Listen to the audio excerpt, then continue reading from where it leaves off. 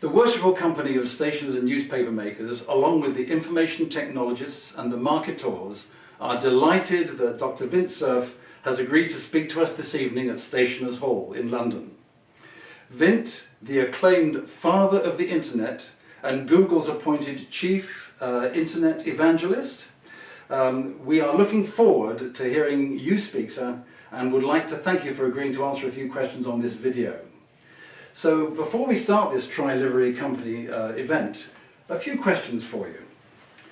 Some argue that we are now into a period of consolidation of existing digital technologies, so we're now focusing on applications to improve the quality of life and communications. Other people argue that we're still just at the starting block and there's plenty more new technology down the pike to basically improve substantially where we are today. What's your view of that one? So I think it's accurate to say that we are in fact consolidating a lot of new applications on the network, but there are many, many new technologies still to come, particularly something that we call the Internet of Things. These are devices that you have around the house, at home, in the office, things you wear, maybe things that are embedded in your body. There are a variety of technologies like that. We're going to be exploring higher frequency radio, for example. There are so many things that we have imagined are possible that are still to come. So we'll be doing both things at the same time, developing new technology, consolidating and making use of what we already have. So this is rather exciting, decades ahead of us. Very good. Well, certainly you have been an advocate of both openness and neutrality as far as the internet is concerned. But there are concerns about security of information, as maybe Hillary Clinton is suffering from at the moment. What can you tell us about where you think security is going to go, and will that become less of a concern or more of a concern in the future? Well, I think it will become more of a concern in general, simply because the technologies of sharing information have the potential to spread it far and wide, and that means some people may get access to it that you didn't intend. The seeds of the solution are hiding in the technology. I don't want to suggest to you that cryptography is the answer to everything, but it happens to have some good properties, especially in public key cryptography as we know it today, and the symmetric key cryptography for speed and efficiency. What this does mean, however, is that we need to build software that has fewer bugs, because usually the reason that these things become exposed is because someone has made a mistake in the operating system or the browser or some other critical application, the email application, which allows someone to penetrate into the system and attain access that was unintended. So that means we have to learn how to program better than we have done for the last 70 years. So that's point number one. The second one is that we as users have to learn to be a bit more disciplined about the way in which we use these online network technologies. We pick really terrible passwords. In fact, in a sense, passwords are a terrible idea. We don't remember any of them. We have too many, we write them down, other people find them, or we make up silly things like password as our password because it's easy to remember, but everybody else knows that. So we need a new set of technologies and, let's call it safe networking training for users in order to improve not only security, but confidentiality and privacy and so on. The last point I would make is that we may need new social conventions, because everybody's running around with a mobile with a camera that's capable of capturing images and sound and uploading them somewhere on the internet. We don't really have a good sense, a social sense, of the impact of these technologies. We may have to adopt literally new social conventions in order to improve our ability to protect people's privacy. So our society itself is going to have to evolve in concert with the new technologies that are now before us.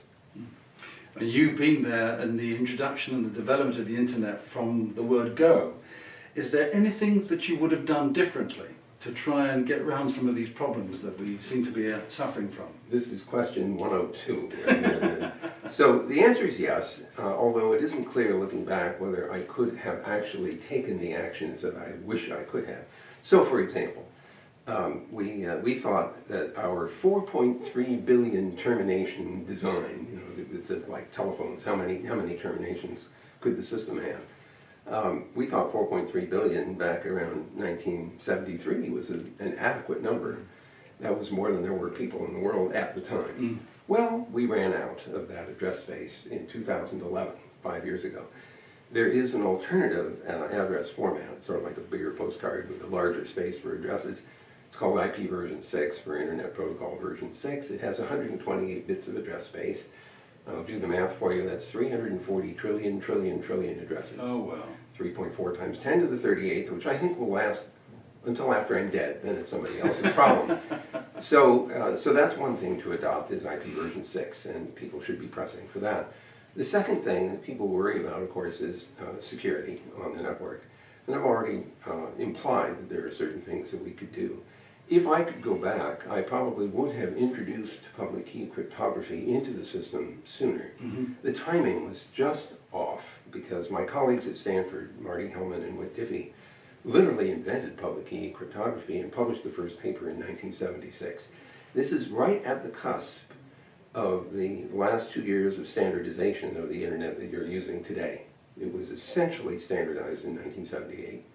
So I wasn't able to introduce this new idea because it had not matured sufficiently. Now if I could go back and perhaps introduce that in a timely way, it might have helped, but it takes discipline to use these technologies. And remember, the system was evolved in the academic community with students. And students are among the least disciplined element of our society. So putting them into a situation where they would have to adopt security practices probably would not have worked, even had the technology been mature enough at the time. Fortunately, all of these things can be done. There's nothing stopping us from introducing these mechanisms in today's internet and making it safer in the decades ahead. Well, I know that you're very familiar with not only the stationers but also the marketeurs and the information technologists here in London. Is there anything that we should be doing as livery companies to ensure the continuous success of communication through the internet? Well, several things. First of all, most of the livery companies have an objective that includes education, and so clearly we have an opportunity to educate our population, and especially new entrants, to the use of these technologies and the sensible and safe use of online environments. The second thing we can do, the stationers in particular have a great opportunity. The medium that you use probably has a longer lifetime on the average than the digital media that the worshipful company of information technologists and I use. And so we might want to encourage people to make hard copies of things that they really want to hang on to for now, photographs in particular. We have photographs that have survived for 150 years. I don't know of any digital technology that survived that long because it wasn't invented that long ago. And so when people say, what should I do with my favorite photographs, I usually say, you know what, if you really care about it, you want your grandchildren to have access to that, print them on good quality paper. I'm not suggesting everyone should use vellum or kill a sheep or something, but I do think we should give some serious thought to preserving some things in hard copy form. The problem, which I will talk about tonight, is that not everything is static. A lot of what we create today is actually interpreted by software. You have to have a program running in order to render the object, whether it's video or a photograph or an interactive spreadsheet or something else. And for those cases, we have no choice but to find a way to preserve the ability to execute old software and old operating systems and even emulate hardware in order to make the things that we create now useful and accessible 200, 500, or 1,000 years from now. Vint, that's very interesting. We look forward to your speech this evening. Thank you so much for talking to us. Thank you. Thank you.